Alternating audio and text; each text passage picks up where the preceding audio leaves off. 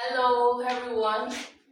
You're welcome back today. Yeah. It's nice having you for another beautiful episode of Wonder Health. And today, as you know, my name is Fola Shade Ofurune. I'm the Executive Director of Health Education and Empowerment Initiative, Canada Incorporated. And today we'll be talking about mental health. You are the ones that chose the topic. So let's enjoy. A brief introduction of what Wonder Health is all about. It's actually a public health program that we started last year, November, and it's community led, based in the library. The aim is to provide accessible, culturally relevant, and practical health knowledge to people in the community for your enjoyment. And it's going to, has talks, demonstrations, videos, and everything, activities, all in it. So today, we are talking about mental health, which is, let's say, the health of our brain. And what is mental health? It's actually a state of well-being that enables us to cope with stresses of life, for us to be able to realize our abilities, for us to learn well and work well, and also for us to be able to contribute to the community. It's a state in our brain that helps us to do all this. So when we are not able to do all this, then we can say we have some mental health issues. So some of the key facts about it is that more than 1 billion people all over the world are living with one mental health condition or the other. So it's not, let me say, peculiar. And but the good news is there is affordable, effective treatment for mental health, even though it's so popular. So I would like us to watch here that would be first of all a list of some of mental health issues, anxiety, depression, but we will not be focusing more on the negativity of mental health. We'll be focusing more on what is the condition so that we understand what we mean by somebody has a mental health illness. And then we can see how little things we do, little things we don't do, how we feel, so that we can see, oh, this is actually a sign of mental health. But because we are so, let me say, blind to it, we do not take cognizance of it. So I will be showing a video that helps us to talk more about mental health so that I don't have to do a lot of talking.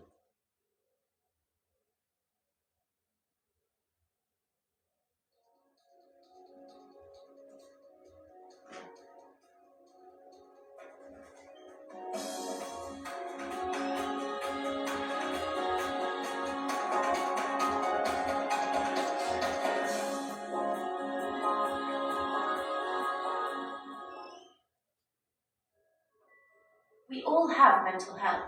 It is just as important as physical health. It is not only about mental illness or mental disorders. This is just one part of a bigger picture.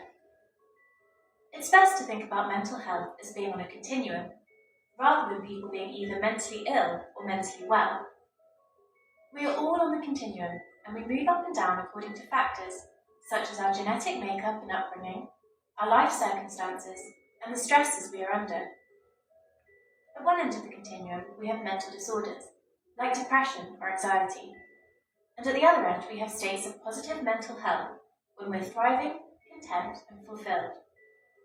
The aim of mental health interventions is to move people up the continuum, so that they're able to reach their full potential and live satisfying lives. The World Health Organization describes mental health as a state of well-being in which every individual realizes his or her own potential, can cope with the normal stresses of life, can work productively and fruitfully, and is able to make a contribution to his or her community.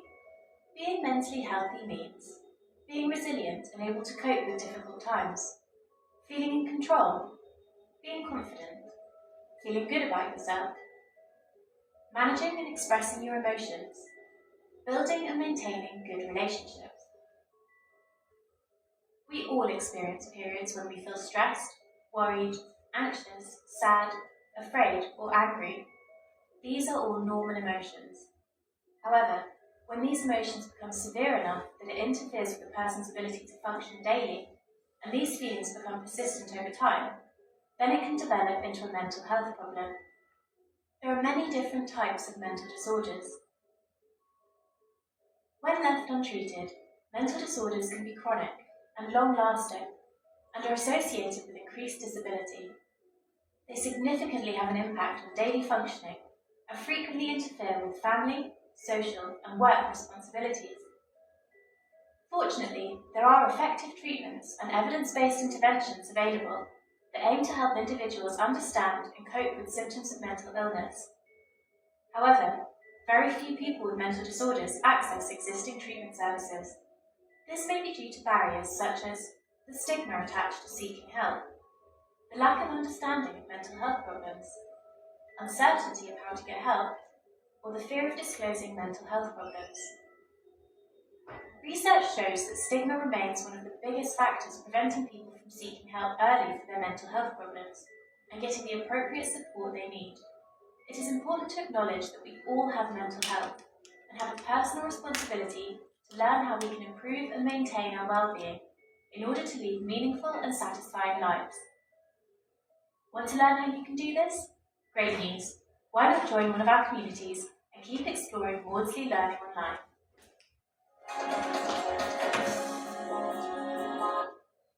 So you can see from this video, it's not this person has mental health illness, this person is mentally okay. It's like a ladder. We go up, we go down, we go up, we go down.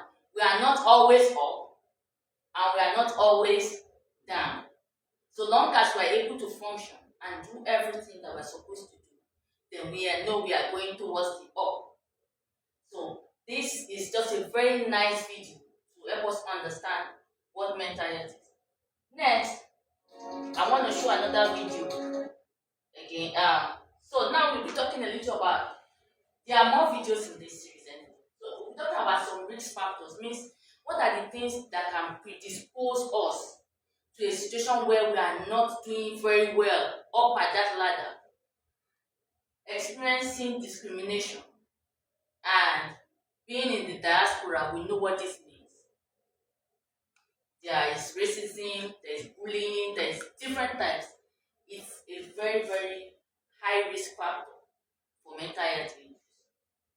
Having lack of access to housing, healthcare, or education, especially housing, for instance, it is noted that the more somebody becomes homeless, the more that person has a tendency to have mental health issues, especially PTSD. Because that stress of, I don't even know where I'm going to put my head. When you don't even know where you want to put your head, you sit down here, they tell you move away, you can't see in front of our place. You go to this place, they send you away, and there is winter, or there is rain, or the sun is too high, or you are not feeling well, yet there is nobody, nowhere to put your head. It leads to a lot of mental health issues. Then lack of employment or economic opportunities. You have bills to pay, you have house rent, you have school fees, you have health care, you have so many things to do, but you cannot find job. Continued high risk, continued exposure to this kind of stress can lead to mental health issues. Adverse childhood experiences or violence. When the environment that children are brought up, if they are brought up in a place where there is a lot of trauma, maybe severe beating, or they are brought up to in a place where the father and the mother are always fighting, there is never any peace in that home, or the child never knows where they will sleep, because we have a lot of people who are homeless that they have children. Those kind of environment can expose somebody to mental health. Or social isolation. Everybody just keeps you apart. Nobody wants to be your friend. Nobody wants to associate with you. You are just on your own. Like nobody wants to deal with you. And with not like there's anything wrong with you, but they just stigmatize you. It can lead to mental health issues. poor emotional or well-being coping skills. So when we are raising children, our children should know how to cope with their feelings.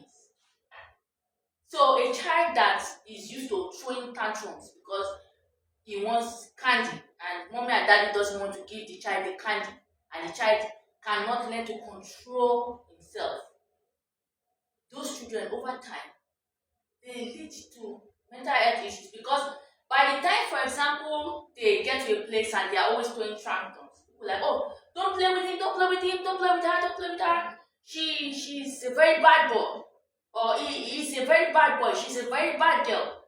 And that child gradually begins to feel isolation and is beginning to wonder why people are leaving me. Or he's used to people up, even when he throws a tantrum, he gets what he wants at home.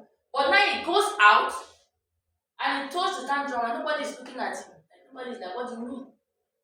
Nobody cares about your tantrum. So now he's like, what is going on?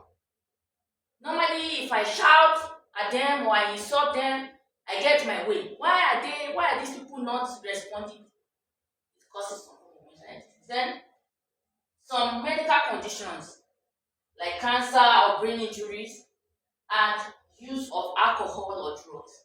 Prolonged use because it affects the brain. So then the person can develop some mental health issues.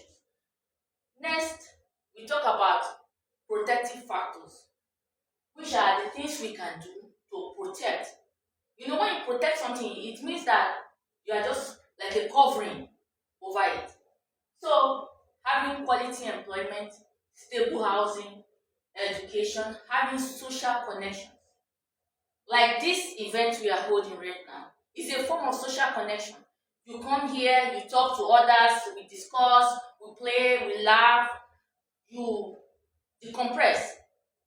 But a situation where you don't have that kind of environment, then that is a risk factor. But when you have an environment where there is social connection, there is positive relationship between the husband and the wife, between the parents and the children, in the community, in the school, we should always try to foster positive relationship. Let's try to avoid unnecessary fight. We don't always have to be right. Sometimes for peace to reign, you can just let it go, so long as it's not something very, very important. And at that time, you might say, okay, if I want to talk about it, how about you just leave it for now? Let there be peace. Then when everybody's temper has gone down, we talk about it. Then coping skills. We should train our children and ourselves to be able to cope when we face pressure. Because we will always face pressure. Not everybody will like us. Our boss may decide not to like us. We might have issues with our in-laws. Our neighbors may hate us. We need to be able to develop several coping strategies for it. And living in a community that is safe, where we have protective care for both physical and mental health. And we need to understand that mental health is not in isolation. Our physical health can affect our mental health. Our mental health can affect our physical health. Somebody who has a eating disorder, for instance, which is a mental health condition, and he or she keeps eating and eating obsessively, they become obese. When they become obese, they are prone to heart issues, diabetes, and what have you. Do you see how they affect each other? And somebody who has brain injury, maybe has an accident and hit the head on the ground and the brain is affected, he or she may begin to feel depressed or may become anxious. You may not even have hit your body part. You may just be involved in that accident. The trauma, it affects it. So, but when we understand what are the things we can do to protect it, we will always try to safeguard our mental health. Now, this is like a chart that tells us what to look out for at each point in time.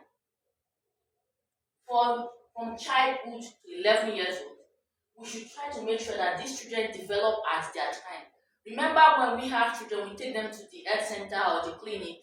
They always measure their head, their arm, their weight, their height. It looks like, what are they looking for? They want to see that this child is growing well, because that those things they are measuring is showing that the child is meeting what he should meet. It's showing that that child is having the nutrition that he needs, so that the brain can grow well, so that the bone can grow well. That is what they are looking for. When these children have or meet all those milestones, and we help them to have healthy social skills, they should know how to make friends.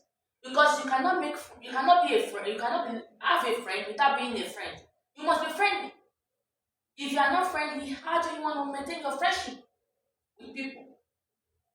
So that's when we do that foundation at that stage.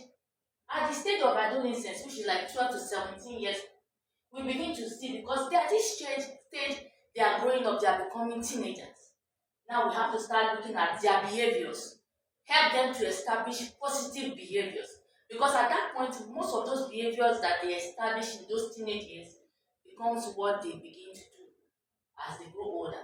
So they need to have social skills, emotional balance, preventing exposure to violence. Because at that point, they are very vulnerable. When we are at the teenage age, we always want to belong. We always want to feel relevant. But because they are all still growing up, sometimes some children become unnecessarily mean to another kid. But we have to learn to be able to teach our children to understand that you don't need anybody to validate who you are. You are good enough. You are beautiful. So positive comments. Comment your children. Oh, you are beautiful. Do you know I love you? I love you so much. Let's normalize positive interaction between us and our teenagers. It's true they can be disobedient because of they want to, their mates are doing this and that, and you say no, you can't do it. They can choose to begin to challenge the authority. They are actually just learning how relationship works. They are using you like a sounding board. If I do this, what do I get? If I do that, what do I get? So you are the one that will let them know if you don't obey the house rules. When I tell you when you come back you'll be grounded, then you make sure he is grounded. So next time you know that if I try that, this is what I get. And you'll be consistent. So that way it helps their brain that okay, if I don't want to be grounded, then I have to obey the house rules. And don't say, okay, even when that child is now obeying the house rule, don't then say you will still ground him. Because now you're causing confusion. Because now the boy will now be like, what do you want? I'm obeying the house rules and you're still grounding me. And when I don't obey it, you will still ground me. So, what do you want? We have to be consistent. That consistency in our interaction, in our discipline, or whatever that we are doing for them, will help with their mental health. And we need to be particular about this age because half of the children that develop mental health issues start at the age of 14. Half of the children in the world.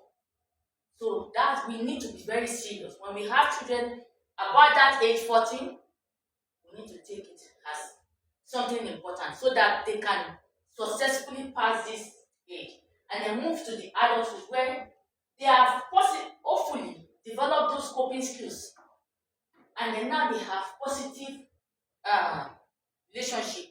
They are looking forward to something. So this child has finished high school, and this child now is going to the college, is going to trade school, is going to volunteering, or they are getting married. They must have something to look forward to. Not like they don't even know what to do, like there is no future, there is no plan for them. They need to have goals to look up to. This kind of environment gives them positive mental health. Because now maybe they apply to college and they get their admission. They'll be very happy. Oh, September I'll be going to this college, I'll be going to this university, I'll be going for apprenticeship, I'll be going for trade, I'll be learning this skill. They have something to look forward to. Then at middle age, which is like 27 to 65, there are a lot of stresses that begin to happen because then you now know that life is not bed of roses. You have to take care of children if you have children, if you are married, to manage it, your job and stuff. At this point, we need to reduce stress, and guide our peace. Anything that stresses us as much as possible, whatever it is, let's do away with it. Let's guide our peace at our workplace, in our relationship, with friends, in the family, everything we do. Let's try to make sure that we have a stress free environment for ourselves. In every situation we can. It's not possible to have 100% stress free, you know. At some point in time, we can be stressed, but we need to try to bring it down. Then, as adulthood becomes, at this point, the health is deteriorating, physical health is deteriorating. Now, they are beginning to lose somebody like age 65 and above. Maybe the person's the mother is has passed, the father has passed, or their spouse has passed. They are beginning to feel lonely. At that point, what they need is social connection because they mostly some of their friends have passed too, and people don't even remember them because if you want to get your grandmother to get dressed, it will take her a long time to get her scarf tied and get her walking stick, while the younger ones have already jumped into the car. So because of it, people don't take them out to events, people don't visit them, people don't involve them in things. So they often face social isolation. At this point in time, this is where what we have built, the relationships we have built at adolescence, youth, and middle adulthood, that is when they come to play. So we have to keep our friends. We have to keep our connections. Pick your phone, say hi to that your friend you've seen a long time. Oh, I'm just driving by, I just want to say hi to you. Make the connection. Involve yourself in community activities. Programs like this. Volunteering. You have already built it. So when you grow to that 65 years old, you are not alone.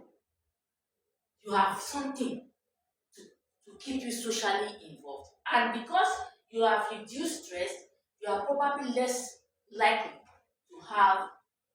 to develop mental health issues. Now, how we we putting on another video here that talks about mental health wellness.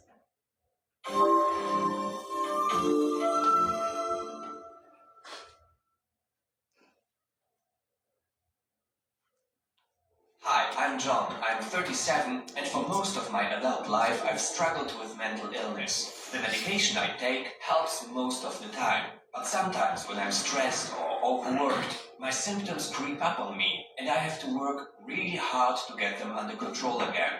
But over the years, I've learned a few strategies that have helped me deal with my symptoms before they become a big problem. These tips have really helped me stay healthy and positive.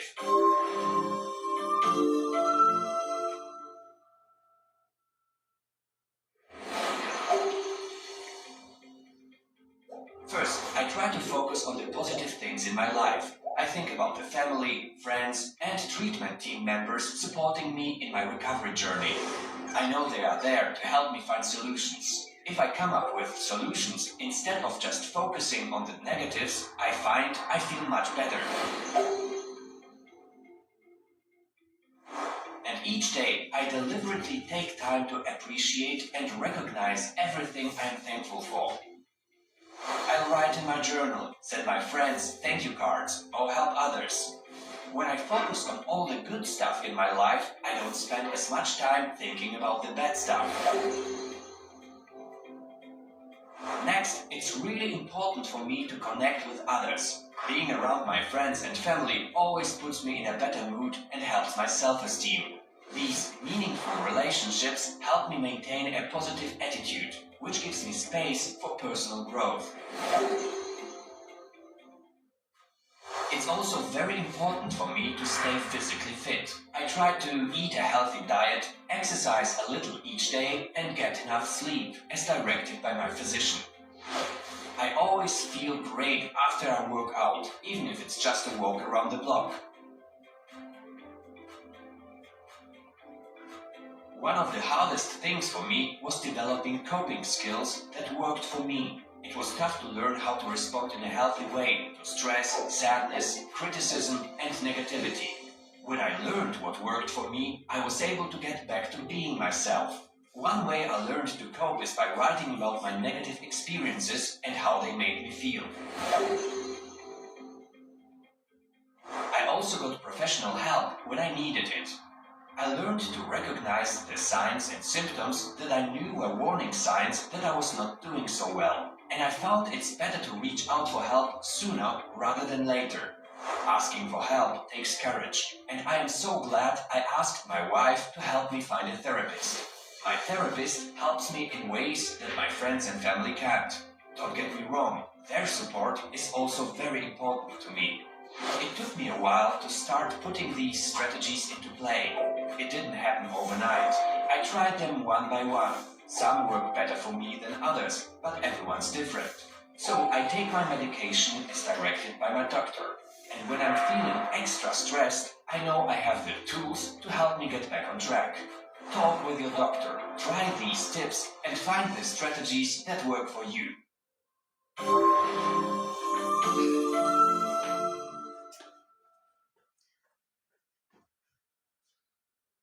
I hope we've been able to see those coping skills we're talking about. One of the ones I really find very interesting is the journaling. Having a book to write down how you feel. It works so well. Now, we'll be looking at some real life stories of people who struggled with mental health issues. These stories, the essence is for us to reflect on them, for us to possibly see ourselves in them, so that when we see that some of the things they experience, maybe we experience something similar, and today we are not having mental health issues, but that person had it. We're like, oh, so that can lead to this. So you will see that there is no, oh, this person is made to have bad mental health. This person is made to have good mental health. We are still going to talk about some things, but it's going to be 3 videos. The first one will describe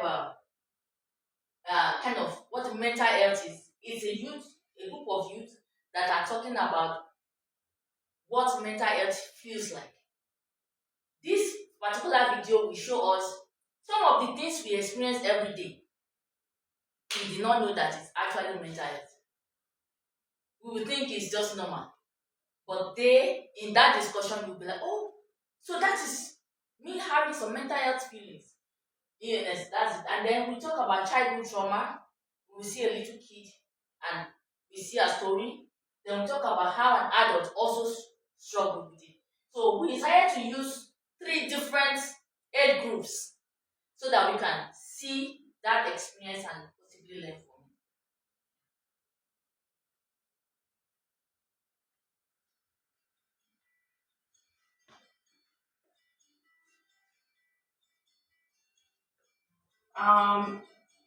Depression,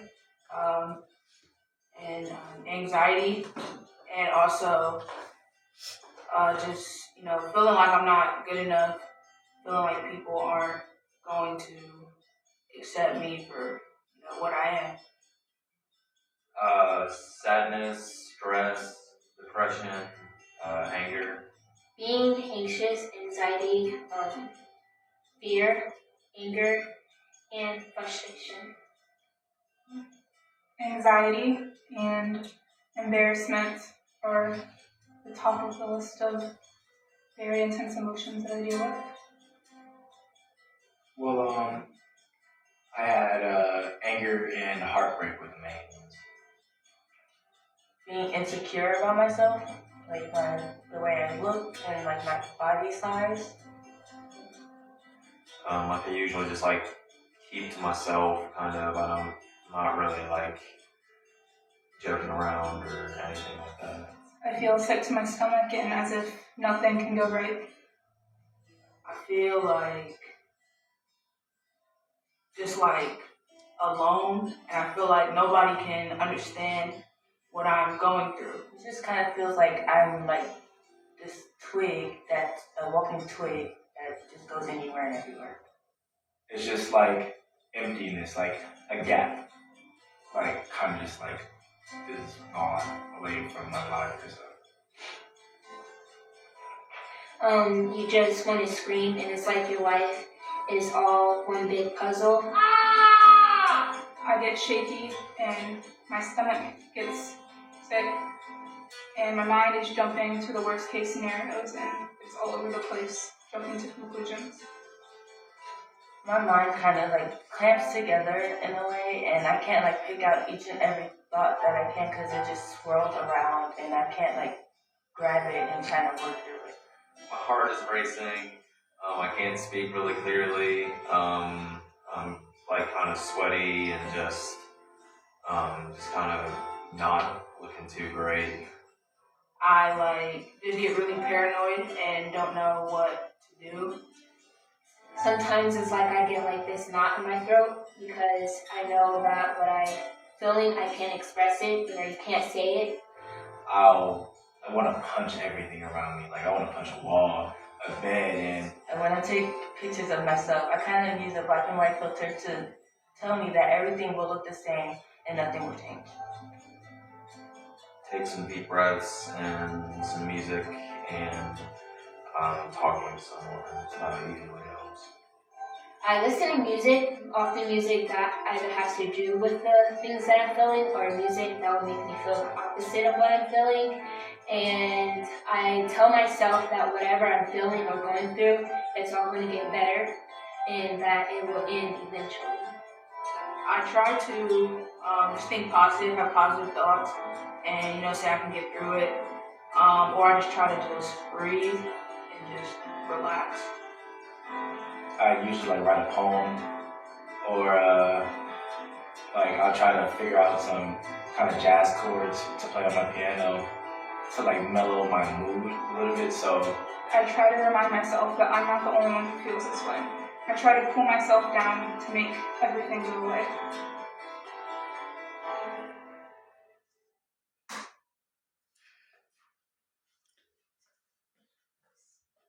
So,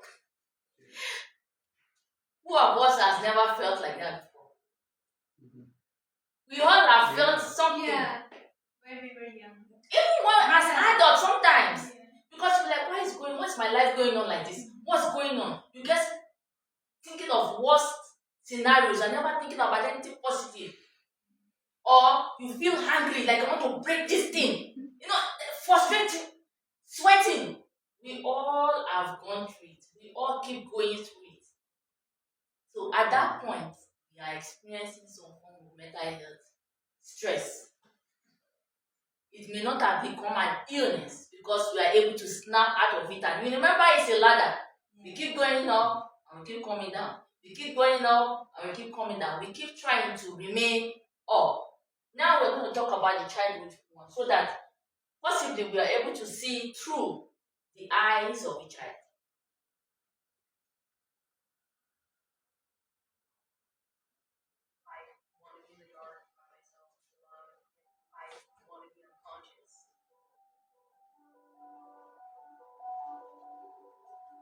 I think that my ADHD and depression, anxiety are all definitely directly related to my childhood. I moved to Ohio when I was 8 years old because my father had passed away.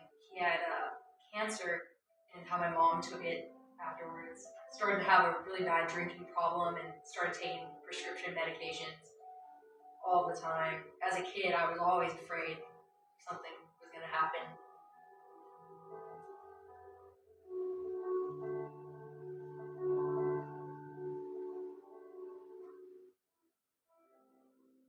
I've always been anxious. I mean, the depression didn't seem to start until I was in my teens or sophomore year. It definitely hit a crisis point there where it came close to hospitalizing her for suicidal ideation.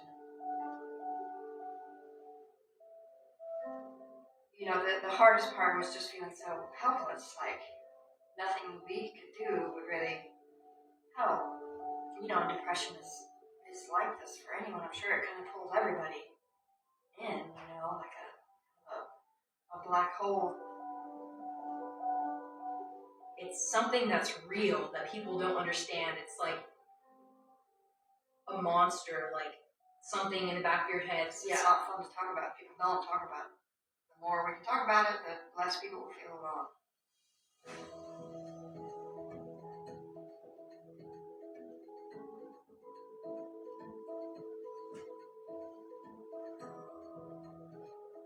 Everything changed when I got to Ohio, except that one of the first things that we did was get me back into the music program.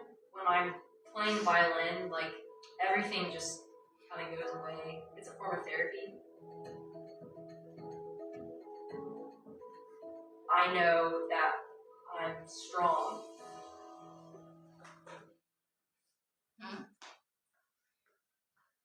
See? What led her to it is what is happening at home. The dad, they lost the father. The mom became so depressed, she started using drugs. And the girl is always scared. Something bad is going to happen. Something bad is going to happen. And that was the life she lived until she was 8 years old.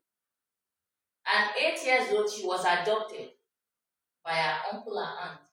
You'll be like, okay, thank God it's over, right? But when did the problem start showing? The teenage years that we're talking about. The problem that was from little kid to 8 years started showing at the teenage years. And fortunately for her, she has supportive parents to take care of her, give her medication. And one thing she said is going for music is something that helped her. So I'm very happy that parents, you people are taking effort to put your children into activities where they can have some form of outlet. So the last one is a video on an adult this time around, like somebody in the 20s or 30s. I want to be in the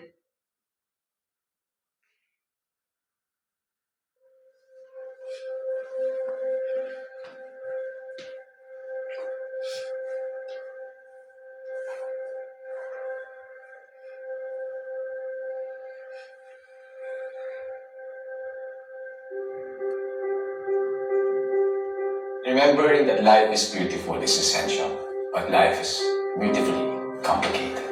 It wasn't easy for any of them, but I'm also sure that it was beautiful for them to see me recover. Be lovingly supportive of the process and just treat the depressed person as a person who's basically going through a process. Life was just bleak. One of the most difficult experiences that comes with depression is this experience of self-persecution. And my mom was instrumental. Parang kami yung dalawang pillars ng family, and he was breaking down. If I break down, wala namang nangyayari sa buong family. So that thought kept me going through. And to see him so broken, that was really very difficult. Parang ako yung namamatay. I was diagnosed and struggling at the same time in my relationship at work with myself. In the picture that he was just trying to smile, but he was not really happy. This was really the moments when he was at the height of depression. For us who know him, that was already a telling sign. Mga unang pagkakataon, defensive ako. Hindi ko kaya tanggapin. So I was blocking off the reactions of other people. He couldn't function. He was too depressed to the point that at night, he would knock at my door and request to sleep beside me, like a baby. Because I didn't want to leave the house, and going to work was a struggle. Speaking was a struggle. Sleeping was a struggle. Thinking was a very, very big struggle. It took some time before the family could really see that there's something going on. And it's all smiles here, but you do not know at the back of this picture were so many sleepless nights. Kasi ang kulit ko nun. As in, tatawag ako sa nanay ko para lang humingi ng assurance na hindi ako masamang tao. Ganun tipo. Dahil nga umaga-umaga, makakatanggap siya ng text mula sa anak niya na nagsusorry. Saan ako nagkamali, saan ako nagkulang, para ako masisiraan ng bait. Kasi paulit-ulit, bakit ganon? It was just pure pain. Especially Angelo. Parang he's the son everybody wishes to have. Very loving, he's very talented, he's very intelligent. Depression was slowly eating me. And I was just allowing myself to be eaten up. What did I do wrong? Ano nagkulang? So I had to go through my own journey. So when I noticed that I was becoming weak, I really looked for help from my friends. I went to a doctor, to a psychiatrist, to get help. She advised me to seek help. Sobrang overwhelming eh. Kumusulta sa doktor, so may medical perspective. I was also having my own perspective that this is how life is treating me for the mistakes that I have committed in the past. It's very difficult to experience being put down by one's own self. The denial comes with the stigma that society associates with depression. When the doctor told me that they had to be confined, I just knew I couldn't handle this alone and I had to trust the doctor. Unang-una, yung habang nasa clinic siya, yung pagdalaw, yung pag-communicate na hindi siya nag-iisa, hindi siya pinababayaan. Pangalawa, yung pakikinig. Merong times na medyo nakakapagod pakinggan, yung mga kwento niya, yung paulit-ulit, na mabigat, na gusto na niya mamatay, na... It was very difficult for me to listen to that. Ganon din sa mga kapatid niya. That's why it's important for the person who's experiencing depression to be able to talk to others, so that people will be able to understand what's really happening with them. That's why I'm deeply grateful for the love that they showered me when I was going through the darkness. So parang doon ko hinahanap, kinuha yung faith na things will get better. I guess that sense of trust, sense of faith kept me alive, kept me going.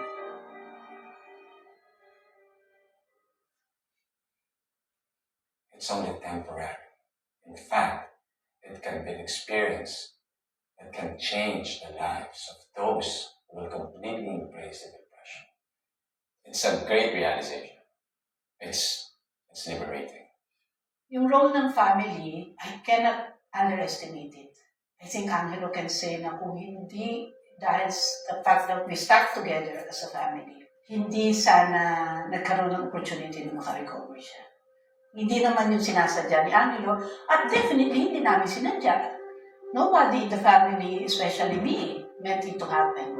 Hindi siya talaga sa dami ng pera o kung gaano ka-educated yung family. Any family going to depression really can do it if they just stick together. Treat the depressed person as a person who's basically going through a process. A person who's able to experience depression and attain healing will be a better member of society. Unang-una, to accept that we needed help. It's not something that we have to carry alone. And second, that there's hope. I'm telling you my story because someone close to you just might need you to listen. Do not judge, and please do not give up on them. Just be with them and listen and experience healing with them.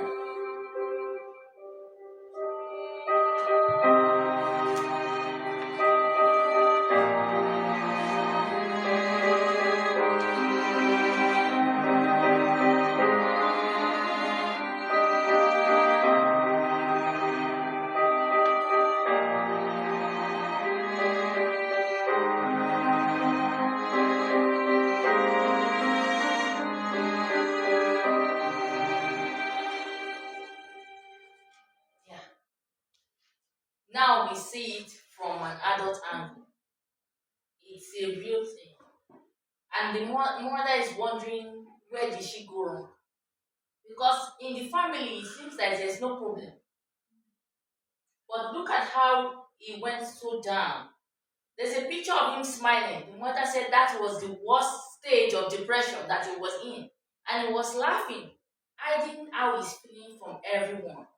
So when we see our friends, our family members, the way they behave is changing. Somebody who used to laugh a lot is becoming withdrawn. Somebody who used to talk a lot is not talking anymore. Somebody who used to be very withdrawn, is now talking too much, then we know we need to do something. Now, to care for our mental health, we need to avoid drugs and alcohol. We need to spend time with our friends and families. Like he said, having the support of the family really helped him. Maintain good routine. Exercises, sleep, meals are very important. So here we will be starting exercises too, which will help us to keep fit. And then setting realistic goals and focus, which take us back to when at that age, when like the kid is 18 going to 20 something, having an idea of I want to go to college, I want to go for trade and what have you. So what are the ways mental health is taken care of? First, the person needs to be diagnosed by a physician. And then the person might have to take medication, peer group support, and mental health support in non-health settings. Like there are other settings like where we are now, where there are so many mental health groups that are. We have one right here in Sussex where people go to just talk out. There are a lot of groups on Facebook or other social media that is for mental health. Joining those groups that are positive may be of help too. Now, I come to my favorite point. Where are the myths? One of them is a person with mental health does not have intelligence. Is that true? No. No! Anybody can have it. Sometimes they can be more smart, like smarter than normal people. Yes, you're right. They can be smarter than the regular people. They can have good job. They can have everything looking nice. So it's like a physical illness. Anybody can have it. The second one is when poor mental health is not a big issue for teenagers, because they just have mood swing, hormones, and they always do that because they want attention. No, teenagers do have mental health issues, and like I said, at least half of the children that develop mental health issues start at the age of 14. So we really need to take it very importantly, the mental health of our teenagers. Another myth is nothing can be done to protect people from developing it. Everybody will get it. It's compulsory. That's false. There are a lot of things that we can do to protect ourselves from it. Having good social and emotional skills, seeking help and support at the early stage. When we find that we are always feeling sad, always never positive, always having anger issues, then it's time to speak to our doctor so that he can or they can place us into maybe medication or groups or whatever to help us deal with it on time. And having a good relationship, a loving one, is good school environment. And this is very important because when our children go to school, let's normalize asking them how really was their day. What happened? I want to know what's going on. Did somebody bully you? And educators need to act on it when children complain about being bullied. Please speak up. Do something to protect the person that is the victim, not the bully. Because there are first situations where a child is being bullied and the child is reporting to the school, nothing is being done. And then the day when the victim gets mad and reacts, then the victim is suspended. That's weird. We are not protecting the victim. We need to protect the school, make the school an anti-bully environment. And that's why I think, which country was that? Is it Japan, if I'm right? They have a law where if somebody is known to be a bully, they cannot get admission into the university. Yes. And the law is named against the son of one of their major ministers, whose son was a bully in the high school to the extent that the person he was bullying wanted to take his life. And the father tried to get him into the university, and so it became a law. Once you are a bully, it's in your record in the school. The university or the college that wants to admit you will seek that record. Once they found that you are a bully, you can never get admission to university in that country. So that is very, very important.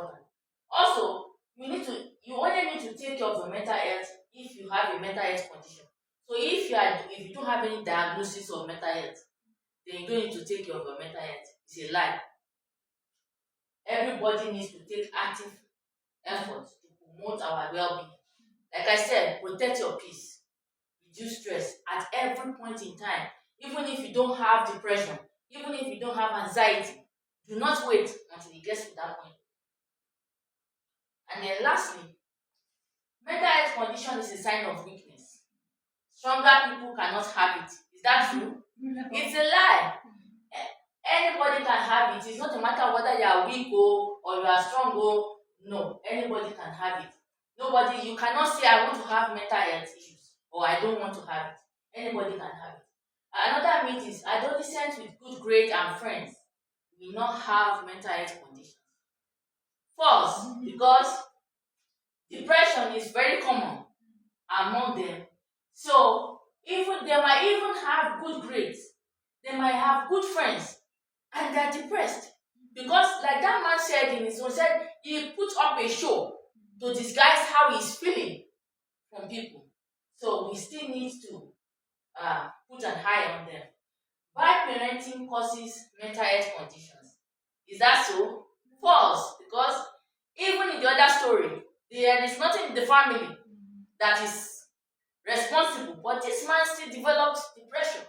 So, but other factors like poverty, unemployment, exposure to violence, even migration.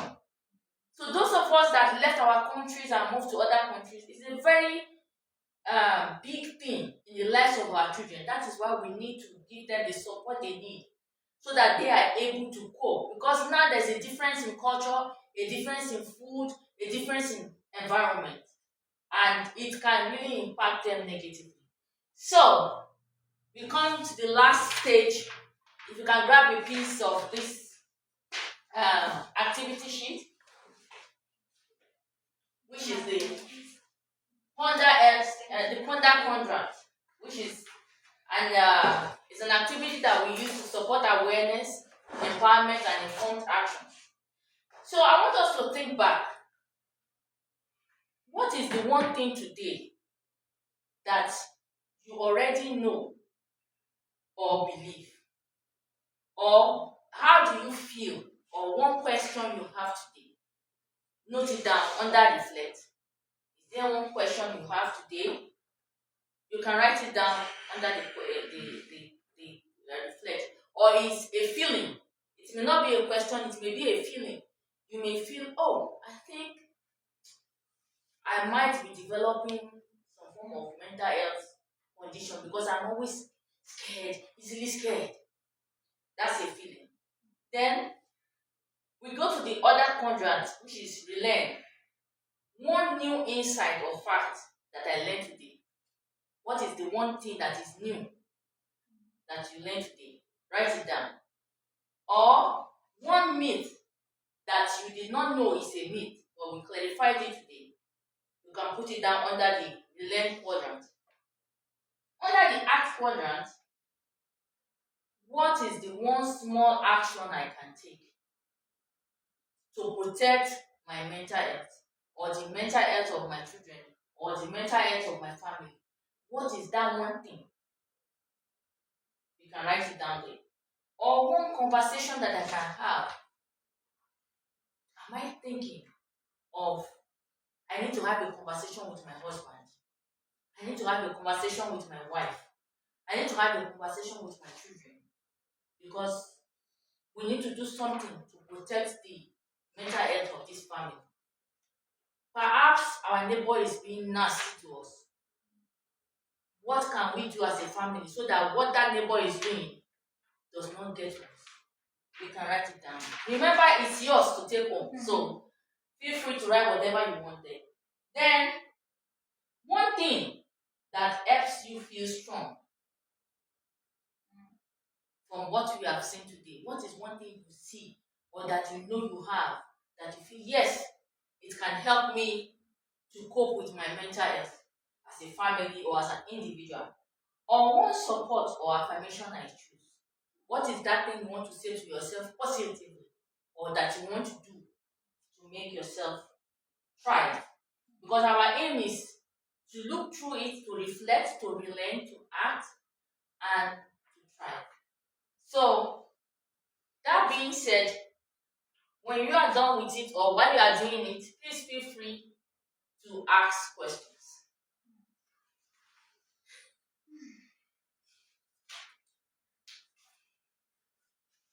Actually, what happens? I'm a little worried about my son. He just hit his teenage.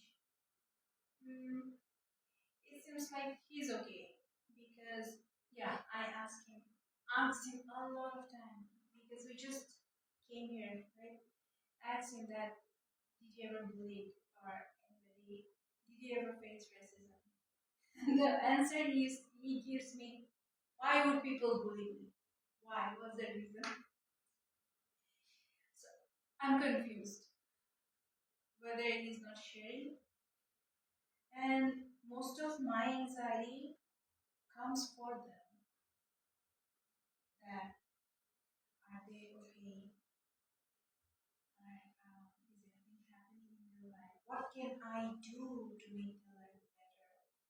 What can I do to make them? I won't say happy because happiness is very temporary thing. Yeah.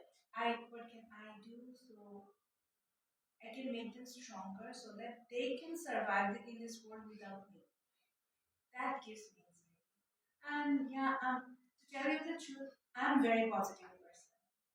And I learned meditation. I used to do meditation. And when I matured, I grew up, I studied my religion. Religion is one of the very big tool because when you know you have connection with the creator who is supreme power and you are backed by a supreme power, then you don't feel any fear because you have that in your mind. I'm backed by the supreme power. I have connection with him, or there is someone I can talk to in prayers, even if I have no way. So that's okay for me. I'm positive. I have no depression, nothing. But yes, I have anxiety regarding my children, and sometimes work pressure, study pressure. Yeah. I definitely understand where you're coming from. Yes, sometimes the children may kind of close up and not want to tell us what they are going through. Another way to make them talk is to share a real life experience or a story that you heard or a news that you read. Maybe you read about somebody who usually sits at a place in this class and another student used to come and put some water on the seat for the kid. And because of that, the child is no longer happy. So you can just share it like, oh guys, do you know what I heard today? Do you imagine I heard that there was a boy that was sitting down and this schoolmate is putting water on his seat? That is bad. I hope you guys are not experiencing anything like that. If they are more likely to tell you because now it is not like they are questioning. You tell me, are you facing bullying? Are you sure nobody is bullying you? They don't feel on the spot. They feel it's a conversation. And they're smart. They are very smart. They know when you're trying to wind them. They know. Yeah, many times when me and my husband fly, my daughter comes to me. Even though you're right, my daughter, she's 7 years old. Even though you are right, just keep quiet. Oh my God! Yeah. You're telling me this? Yeah. You understand, Mama? Yeah. Yes, I do understand that. Then why, when you fight with your brother, why don't you keep quiet? So that's it, and it's normal. Let me say it's normal as a parent to feel anxious about our children because we want the best for them. Yeah. We love them. Yeah. We are always looking out for them. But we can only do our best and keep calm. Try different activities with them. Like I said, the best way is sharing stories. You might even share your own personal story. Maybe when you were in school, people used to bully you a lot.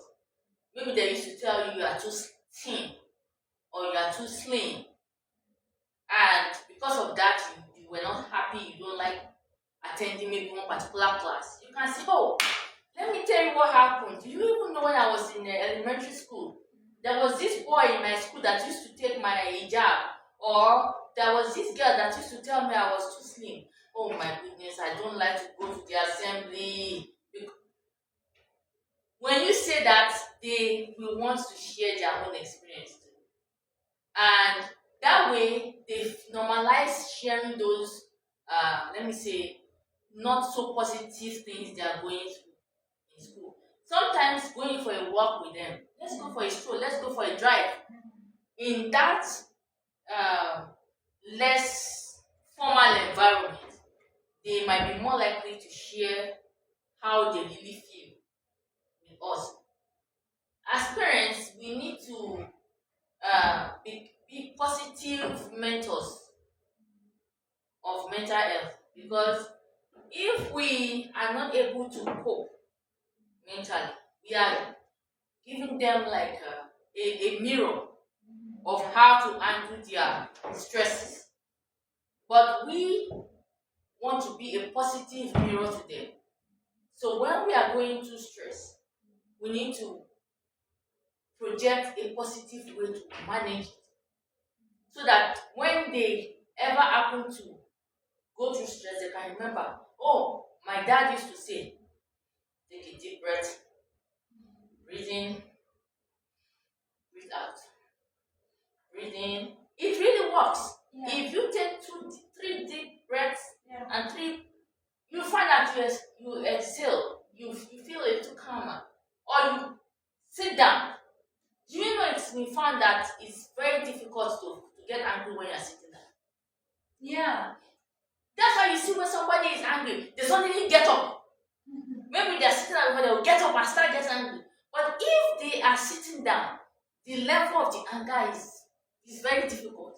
Maybe that's why in our religion it said that if you get angry, if you are standing up, you sit down. If you are sitting down and you got angry, then you better go lie down. Maybe that's why. Yeah, could be. So those are the kind of coping strategies we can teach our children. Yeah. Breathing, mindfulness, meditation, sit down, keep quiet, drink some water, take a walk. By the time you come back, give it some minutes. Because sometimes when you give something like 10-15 minutes to think about it, Yeah. sometimes you're like, why am I even bothering myself? Like, there's no big deal in this. Why am I stressing myself? Yeah. So it's something we have to keep learning. It's something we have to keep working on, because, like I said, you can see it's a continuum. We are up, we come down, we go up, we come down. We are struggling to keep ourselves up at the top of that continuum. So I know we want to talk more, but for the official recording, I would like to ask us, is there one topic you would like us to discuss next month?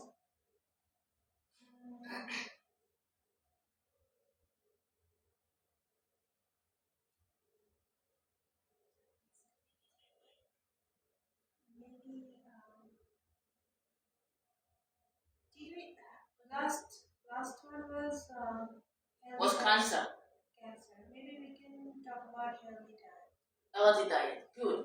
So our next topic will be healthy diet, and we'll be looking at maybe some of the vegetables we have here that we are not used to, so that we can see the nutrients that are there and possibly learn how to prepare them. And that way we can incorporate them, because that's one of the reasons why we struggle with healthy diet. So thank you very much. Our next episode will be on March, the second Thursday. If I'm right, that might be March 12th, 6 p.m. here at the library. So thank you so much. You have a very lovely night. I'll write it down. And the video, the last one, Angelo's story,